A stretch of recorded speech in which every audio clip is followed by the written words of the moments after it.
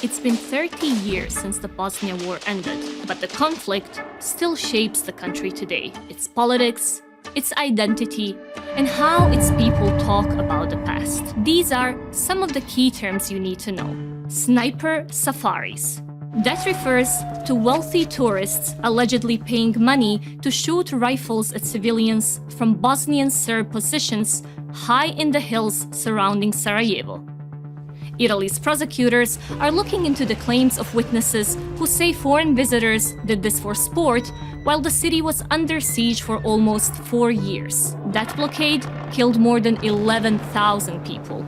It was finally lifted by the Dayton Peace Accords. That's the agreement that ended the war.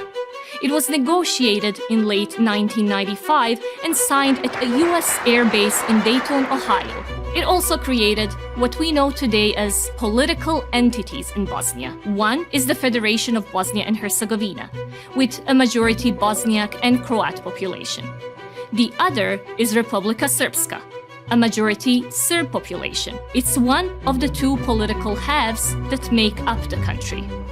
But Republika Srpska is often accused of being formed on the aftermath of mass murders and our next key term, ethnic cleansing. That's the forced removal of communities based on identity. Although not unique to Bosnia, the term became associated with it. And it was used widely at the time because it avoided the legal weight of terms like genocide or crimes against humanity. Ethnic cleansing isn't a defined criminal charge, but the acts behind it can be prosecuted as war crimes. In 1992, towns like Prijedor, Foča, and Visegrad, and many other cities along the border with Serbia saw mass expulsions and massacres, and it culminated in the genocide in Srebrenica. More than 8,000 Bosniak men and boys were separated from their wives and mothers and executed in Europe's darkest chapter since the Holocaust.